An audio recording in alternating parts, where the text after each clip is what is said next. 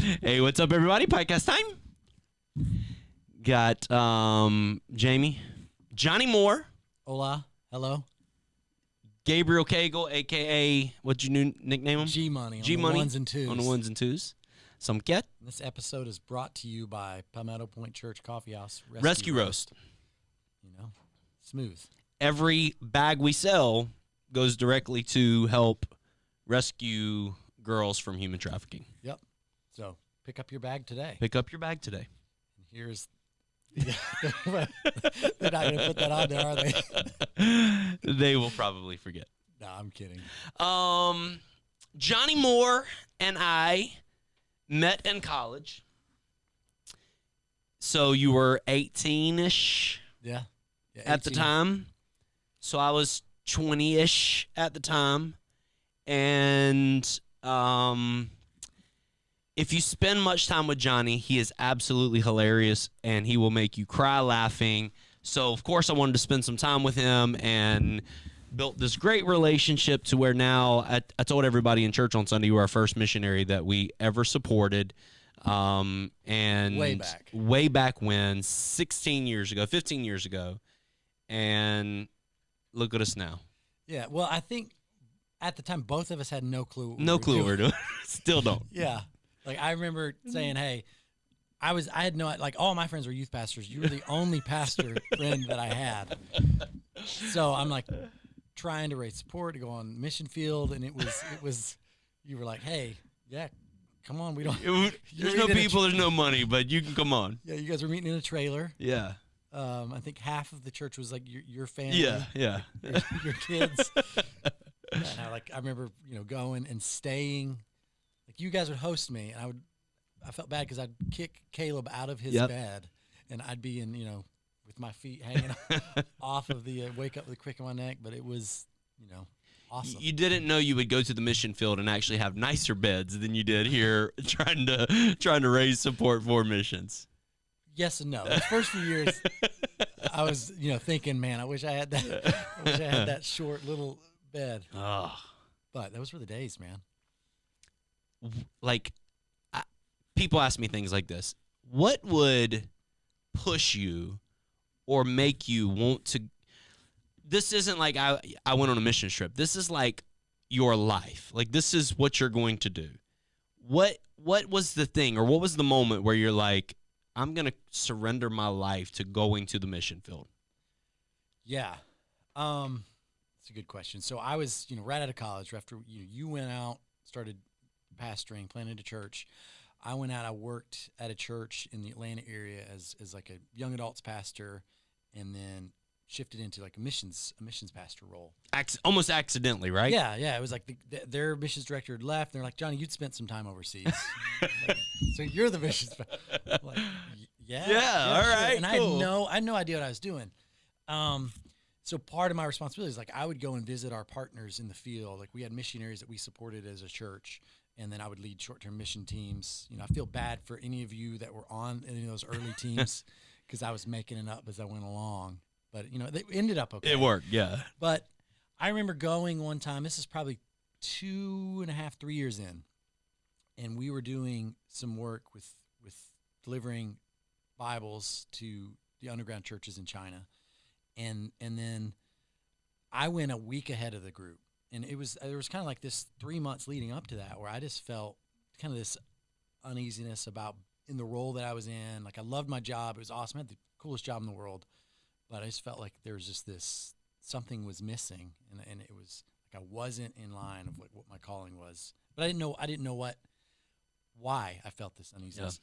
Yeah. And I remember kind of praying, I had been praying and asking God, this just, God, show me what it is you want me to do. I have no idea.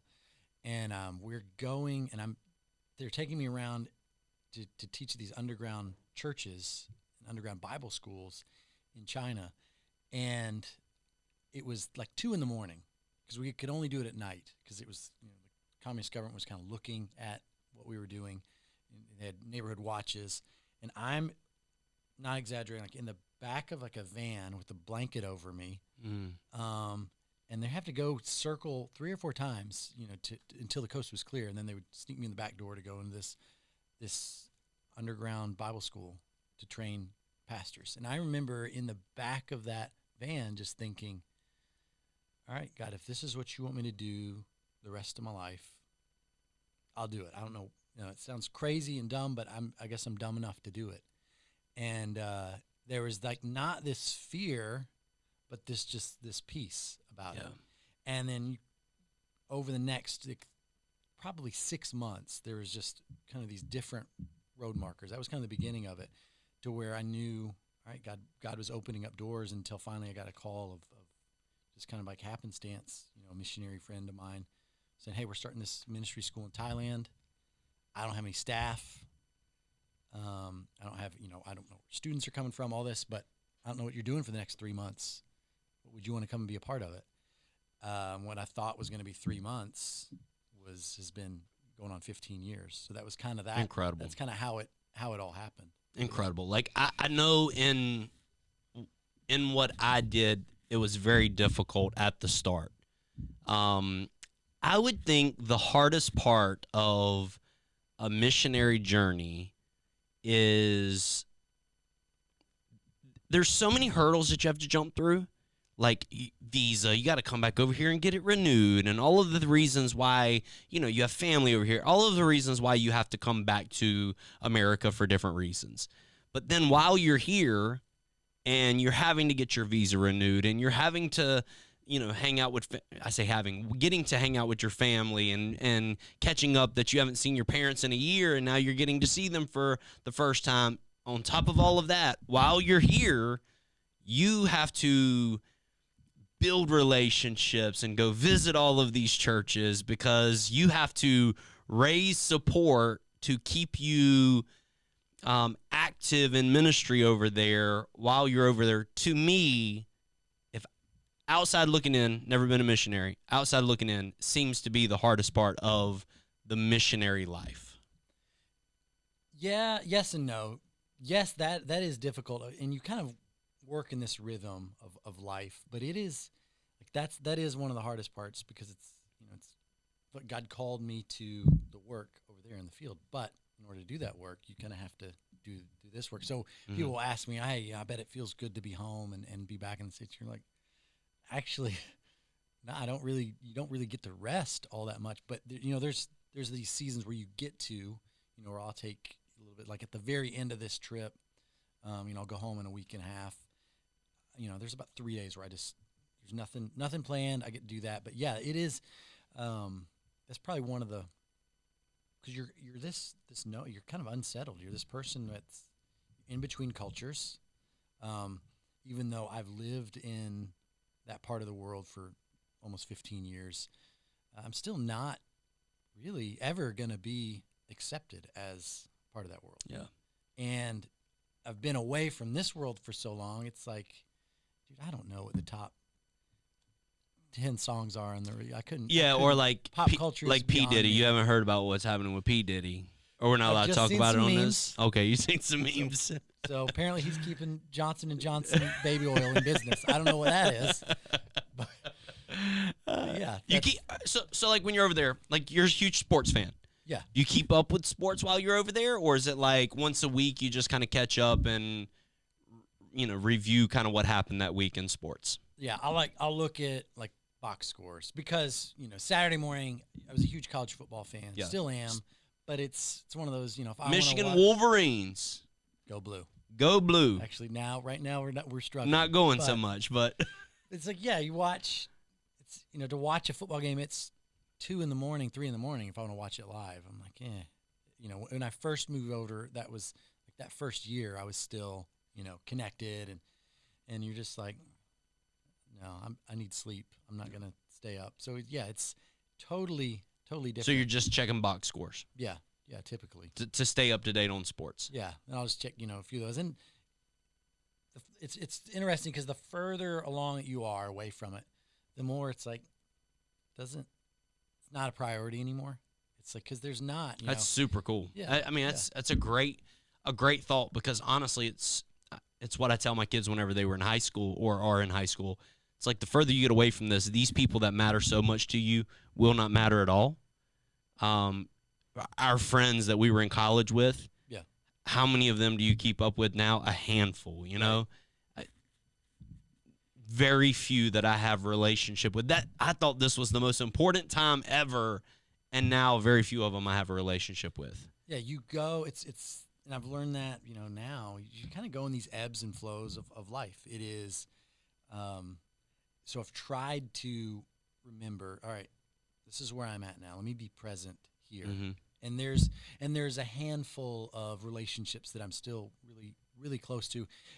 What you said earlier about coming back and being, it's difficult of being when you're in the States, connecting and being a part of, fundraising and all that.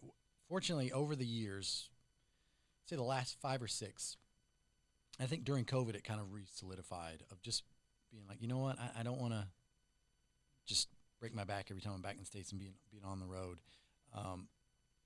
Let me focus on these connections that I'm close with, and really, I wanna, when I'm in Myrtle Beach, like when I'm back in the States, like I get to hang out with my friend. Yeah.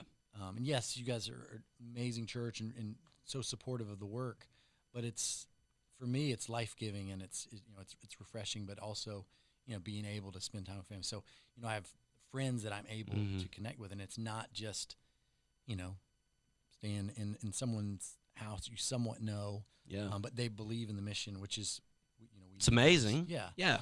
But just you get to pick back up and do life with them, and from time to time we'll just text, hey, just thinking about you. So you're a part of a few different organizations in the mission world. How many single American guys your age are doing what you're doing? I don't. That's a good question. I don't know. Like how many in the world? No, that are connected through maybe Church of God or some of these other organizations that you work through, like a Coleman. A Coleman is maybe like 5 or 6. I would say. Now I'm, I guess, kind of becoming You're the old man of the group. We were sitting at dinner. Yeah. We were sitting at dinner the other night, and Bryson Grizzle, who is a young, excited, full of faith missionary to South Africa, and he was so excited to get to meet Jonny Moore and to be able to pick Jonny Moore's brain. And he sat there at dinner that night. We just laughed because he was sitting there just what I would have done when I was 26 years old, sitting there with some, pastor that I wanted to learn from. He was just sitting there picking your brain. Okay, if you could give me 3 pieces of advice here, and what would I do here? And you just in your old man wisdom, just, gray beard. Yeah, rubbing through your gray beard and saying, well, young whippersnapper, if I were you, I would. It's weird getting to that, like, now you say it in those terms. I guess I am the old man now. But like when I first went on the field with our denomination, man, I don't know. There was nobody in their 20s really. I think I was the only one. Yeah. Thankfully, I think there's younger. We need younger people to do this, because it's, when I first went on the field, it was everybody was in their 50s and 60s, 70s. I mean, you had people a whole missions force that is, they can't come off the field and retire because there's nobody to replace them. Yeah. Which is, kind of a dangerous spot that we're in as a denomination, but also as just a followers of Christ. If we are to fulfill the Great Commission, all right, you need laborers, you need people that are gonna do it. So you were a big ladies' man in college. I don't know about that. Come on, the ladies loved you. We'll say it that way. The ladies loved you in college. You loved flirting with the ladies in college. False. Is this like a vow of like, I'm gonna be single my life, or is this like, I'm just waiting, or is this what season are you in right now? I've I would say I'm in this season of contentment. Like, Yeah. I am not looking, hey, if I'm open to that, if God says, if that circumstance happens, I'm open to it. But it's honestly, because whenever I'm back in the States, somebody tries to set me up. Yeah, for like sure. that. But it's like, hey, do they want to live on the other side of the world? Do they feel Yeah. called to do ministry? How do they feel about, not safety, not guaranteed? Yeah. I don't, it's, so you can't, that's a bill of goods that not a lot of people are willing to sign up for. And for me, it's just been this prayer of like, God, this is what I feel you've called me to. Help me to be content in it. And I am. And if that season of my life changes, help me to be aware of it and open to it. Awesome. Yeah, I'm not like an old curmudgeon of like, I'm just open to God's will. An old curmudgeon. Yeah. I don't even know that's even a word anymore. Show you how old we are. Like Anna Grizzle is a special person. It takes a special person to partner with somebody that has the vision that you have or that Bryson has, to be able to say, yeah, let's go. Let's do that. I will drag these kids and we will follow you all over. It takes a very special person. Anna Grizzle is amazing. Yeah, and I think, visions and calling have to be aligned. For sure. Because then it is, okay, this is what I feel like God has called me to. And you have to call, that other person has to be called to that, because then you're both discontent. And this is not just mission field. This is marriage everywhere.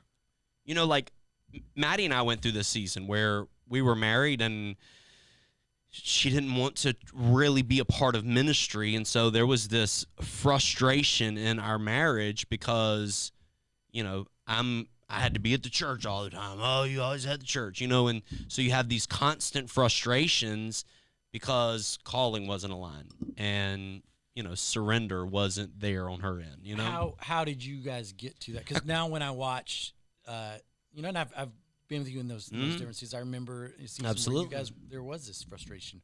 But, like Sunday, it was one of the highlights for me whenever I am here.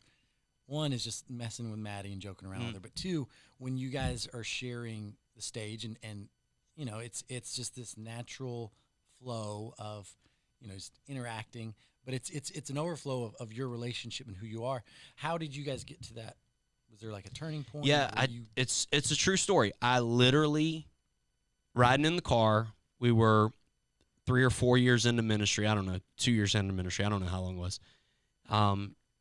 And I just said, I quit. I'm done. Can't do this anymore. Call my dad. Tell him I'm over. She's riding in the car next to me. I said, I'm done. I quit. We had 30 people in the church. I said, 20, 30 people. I said, these people can go find, Silas with my dad and home churches somewhere else. Praise God for the good work we were able to do, in the few years that we've been here, but I quit. I can't do this anymore. All of a sudden I looked over and she's crying. And she said, try it again. This time I want to help. And in that moment, it wasn't like she just snapped her fingers and she was this like, super, woman of faith. It still took a lot of growth.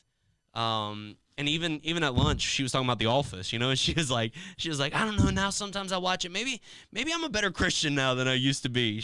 Now I watch it and I'm like cringing whenever I, see some of the jokes or hear some of the jokes. And so watching her grow has just been absolutely amazing. Watching her seek for the Holy Spirit and the baptism of the Holy Spirit was absolutely amazing. And so just seeing her grow through the years to where she is now, I understand that my calling, my future, my ministry is not attached to me. It's attached to us. It's us together. And so that is something that I hope every young minister understands. Just having a wife and enjoying the comfort of I don't want to be lonely, so I'm going to take any random Joe because I want a spouse. And that sounds great, except for it has the real potential to stunt your ministry future and to hinder you from doing great things for the kingdom of God. But you get the right one, man, she propels you. I tell mine all the time, man. I say mine like she's, I tell my wife all the time. I'm like, you literally motivate me. I want to be great. Not that you've ever told me I want you to be great, but I want to be great because I want to make you proud. Like, you motivate me.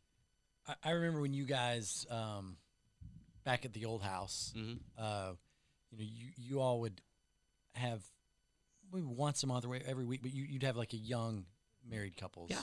For some reason, I was at one of these. Like, Johnny's in town, he's sleeping in Caleb's bed. Come to the Come learn. Come to the young marrieds class.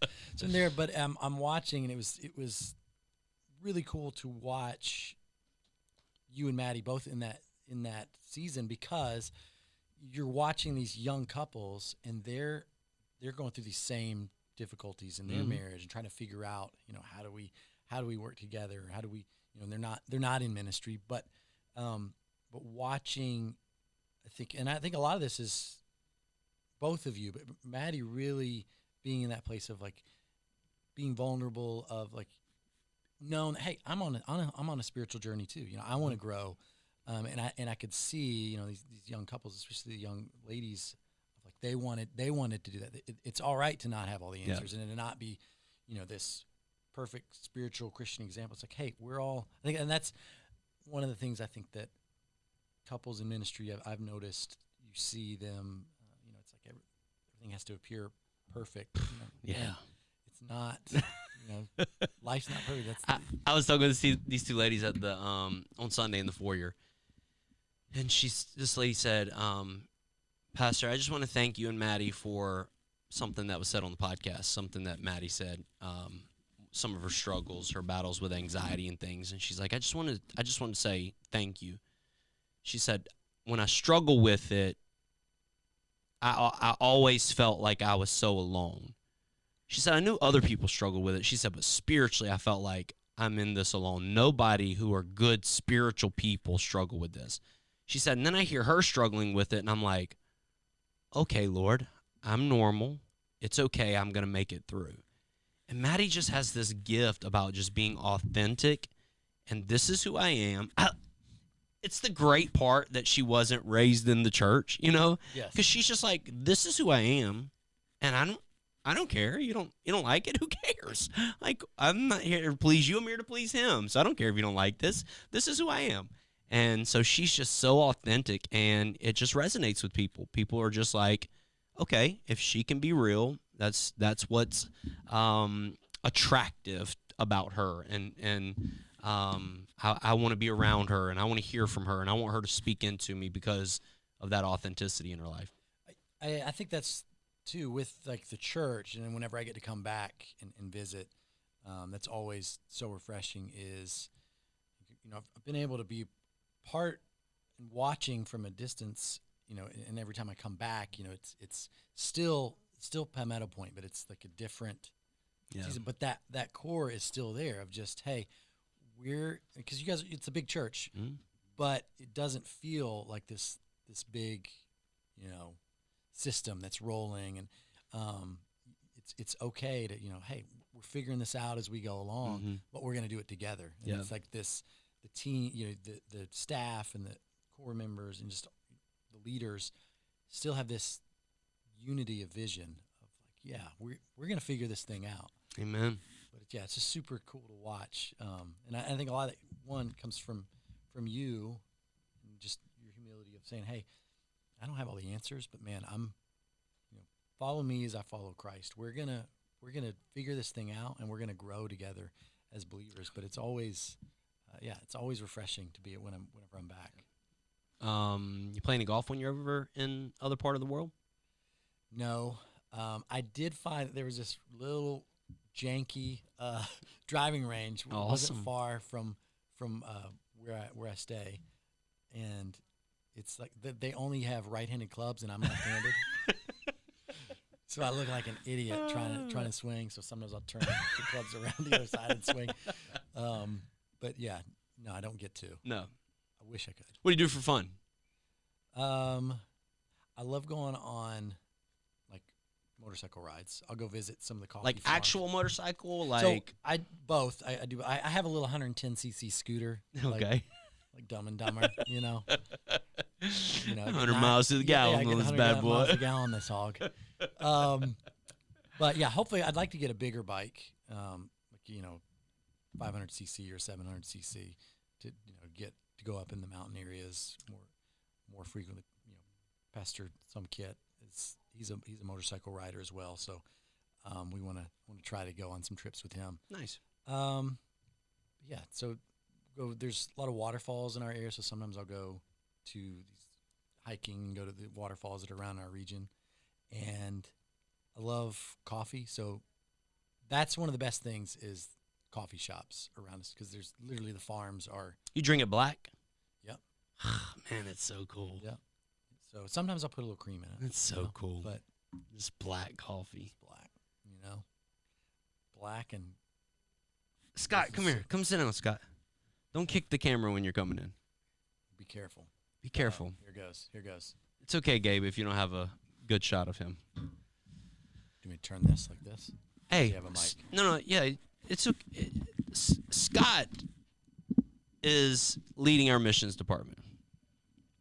If you can give Scott advice from someone who led a missions department and from a missionary, what should the American church do better? And I guess that's a terrible way to phrase it. Help me phrase it better. What can we do better, or should we do better to better support missions both locally and to our connection to you or to other missionaries? Give us some wisdom. See, I love you guys give me these. Want me to give you some of these deep philosophical answers? I don't have them all. Come on, old say, wise man that's been on the mission field. First thing I would say is focus on going like deeper and not wider. Like find a few core partners that your church can buy. Because if you start, if you're adding, you support a lot of like that's one model and approach, and it's a good model. But also, I think if you say, you know what, we're gonna pick these few 5, 6 core partners, and as we grow, our relationship is going to grow deeper with them. I think that is, and it is like your people will get on board and they'll attach to. They know, all right, we support these 5, and they follow what they're doing on either on social media or just when the church when the missionary gives an update, they know who that person is, and not some person that they maybe support occasionally, but they're bought into. I would say focus on going deeper, not wider. And the other one would be, and Scott does this. He's a good job at this. So he'll every once in a while he'll send me a text and just kind of check in on me. Or we'll Marco Polo. If those of you at home, if you don't have Marco Polo, it's a fun like just quick back and forth video. Sometimes me and Scott Marco Polo each other just because you make us download Marco Polo for you, so we just Marco Polo each other just for the fun of it. Yeah, it's easy. Yeah, standing beside of each other. Hey, I see you in there. I just wanted to say hey to you on Marco Polo. That's a good, that's a good way to just kind of briefly stay connected. In terms of how about inside of in my head, when you come, everybody gets fired up and excited. Like how do we keep what we're doing all over the world in front of people? Maybe not more often. Maybe I don't know. How do we make missions like instead of something that we do more like this is who we are. This is like is that a thing? Yeah. Yes, it can be. And this is this wasn't rehearsed, but one. Comes from you. Ah, man, that's dead comment. So it's almost like a part of. All right, when we onboard, this is what the church is. This is these are our core beliefs.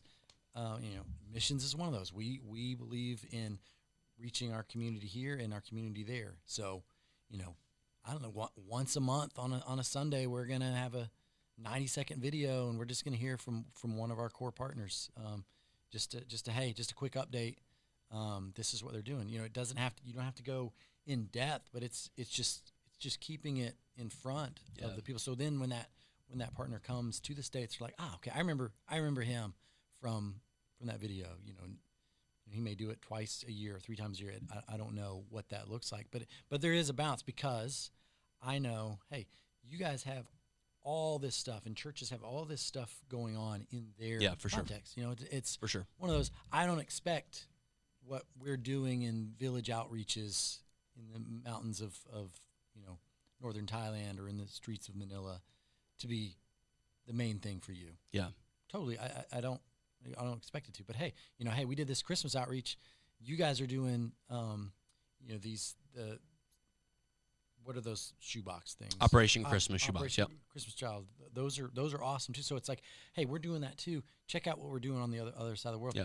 So it's this greater part of we're the church, capital C. We're the body of Christ, and we are interconnected. So what you're doing over there, we want you to be aware of how you're giving and how your prayers are impacting the other side of the world. We just want to keep it in front of you. It doesn't have to be this weekly spotlight and weekly highlight, but I think it is interesting. As new people come on board, it's like, hey, this is a part of who we are and what we do. Yeah. But a lot of that is you can't outsource passion. Like if you want that to be a part of the DNA of your church, then it has to be a part of Scott. It's part of his DNA because that's his job. That's what. But it needs to be a part of yours as well. Knowing and I know it is, and I think it is because you see it as important enough to say, hey, we need a staff member that's your focus. Yeah. But it needs to be a part of yours because prayer is. I know that's a focus of what you guys. Yeah. It's just work hand in hand. If Scott were, let's say his kids are graduated from high school, and they all go off to college, and him and Maria look at each other and they say, "We're going to go to the mission field." What would be your wisdom for him? This is somebody that's going on 3 and 4 mission trips a year. They know this is kind of their heart. What would your wisdom be for someone in that role? Pray and make sure that's what God's saying first. Yeah, for sure. Because I've met people that have gone, they have just these bright ideas and romanticized idea of what missions is, and it's not what you were expecting. Yeah.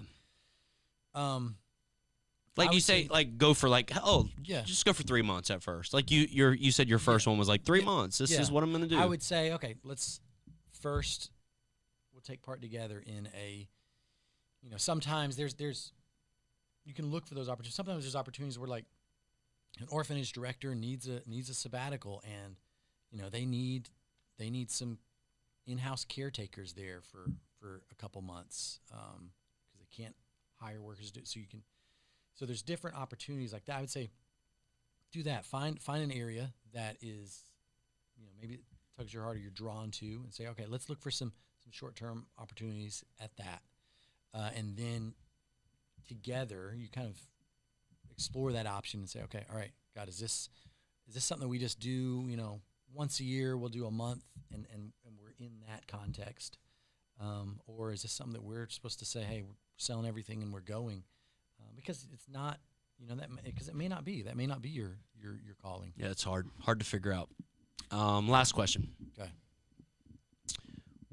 What is,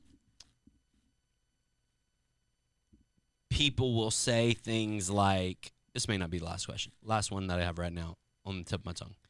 People will say things like, America is the largest missions field right now.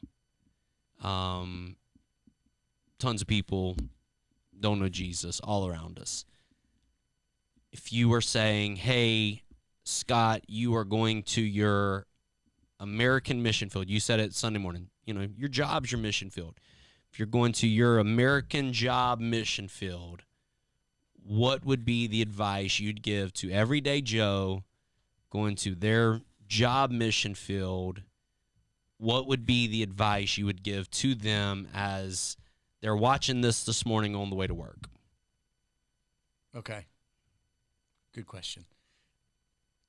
So I think this is in two parts. You Sure. Piggybacking off what you just asked me, I would say before anybody moves the other side of the world to do missions, you need to look and say, okay, what can I do where I'm at? Where you're at, right? Because if you're not doing anything and you're not looking to reach people where you're at, then what good are you going to be on the other side Agree of the world? completely. But with what you'd asked there, I would say this, and this is something that I learned from Chuck Quinley, who's a mentor of mine and career missionary, amazing guy. Would say anybody that wants to find out about go buy a book on Amazon. I Want to Bear Fruit, and this is kind of one of the models that we use in our routine, like just in our daily lives there. And I would say it is here as well. I Want to Bear Fruit. Yeah. By who? Who wrote it? Chuck Quinley. And you can, Chuck Quinley. Yeah. And you can, I think it's an ebook on Amazon, and you can get a paperback, but I think ebook's easier to do. Okay. But it's, it's like 95 pages, 100 pages. It's a little book, but one of the most practically, even like evangelistic books, because it's, you say, what can I do? And it is, you pray this prayer every day. God, send me somebody today that needs your help. And it is, when you start praying that prayer, People come. People come, man. It's like, all right, hey, you asked for it. And it is, next step is, you tune into others of like, that barista that's having a rough day, and you're just saying, how are you doing today? And they, for some reason, everybody's asked them that every day, and it's just like, fine. It's just that candid. We don't even, when we ask that, it's not even a real, we don't really mean it. It's just part of our nomenclature of like, how are you doing? Yeah. And then we don't even listen to that response, but it's just tuning into others. And when they have that bad, I've had better days. That's your opening of like, okay, God, is this the person that I prayed for today? Having a rough day, like why just an okay day? Like what's, if you want to talk about it, I'm here, and I've had that actually happen on, in an interaction of, praying for somebody on their break. So Lord, send somebody to me. Yeah, send me somebody that needs your help. Pay attention. Yeah, tune into others. Tune into others. Yeah. And then when the door opens, brag on Jesus. I love it. And then the last step, and this seems awkward, the fourth step, but the more you do it, the more it shouldn't be awkward. As people that feel like we said we're filled with the Holy Spirit and empowered to do good works, it is just, lay hands on, pray for them on the spot. Pray for them. You ask them, obviously, you have to get permission. Mm-hmm. But, I've done that in a parking lot or gas station. Like, hey, do you mind if I pray love for that, you? man. But it's one of these things of, I'm believing, this may just be the first step or the breadcrumb that's leading them to that next step of where they're going to, in their spiritual journey. But that moment of like laying hands on someone, we grew up in Pentecostal church. I believe that God moves. We are carriers of God's power. We are conduits of blessings. Love so it. it's one of these. That's what I would say. I mean, our teenagers going to school every day, Gabe going to school every day could pray that same prayer. Yeah. You know what I mean? Like in my head, that is so universal. And everybody watching this video right now, they're like, hey, I can do that. Pray for God to open a door for you to have that conversation. Pay attention. When the door opens, brag on Jesus, and then ask him if you can pray for him. Yeah, pray. But here's the thing: if you're praying that prayer, don't just pray it. Pay attention. God is going to answer because it's going to. Doors are going to be open. Yeah, people that are, and it is people that like, it's just we call it this people that are ready. You have just different degrees of lostness, but it's like people that are lost and are ready. Hey, I'll try this. Whatever. It's incredible, man. So that would be my advice. It's great wisdom. Do what I can. From the old wise man. Oh, hey, that wasn't me. That's go pick up the book. It's good. Chuck Quinley. Yeah. Old Chuck. Old Pastor Chuck. True. Old Chucky boy. I don't know if he would agree. No, maybe not. I don't know. Dr. Quinlan. Dr. Quinley. Yikes. All right, Doc. My bad. Never met him. I don't know him. So, good man. anyways, thanks for hanging out. Thank you for what you're doing. Thank you for giving your life to this, man. So thankful that I'm connected to you. So proud of you. Cheering you on. Yeah. Hey, love being here. I feel really awkward that he's sitting here without. You just want to say one thing into the mic? At least we got to use it. You want to say something to the people? Just thank you for being here. Appreciate my time here today. Thank you very much. You gained the wisdom, though. Oh, yeah. Yeah, he gained the wisdom. Johnny's here. Transference. He gained the wisdom. That was the important part. I wanted him to come in so that we had the actual person there to give the wisdom to. Okay. Instead of like, oh, Johnny, talk to Scott as he's walking by. No, Scott, come in here so we can give you actual wisdom. Because he couldn't have got that wisdom at the door that he's standing right, 5 feet away. He was been playing on his phone or something, That's you know. True. Get off the phone. Get off the phone, kids. Me and Scott are going to visit with Johnny in the Philippines, and I don't know how I let y'all talk me into this, but it's going to be amazing. It is. It's going to be incredible. Love it. Yeah. All right, thanks for hanging out. Love you guys. Click here to subscribe. Click here for the next video. Peace out. Let's go. Click here to buy your Click here to buy it. Project Justice beads.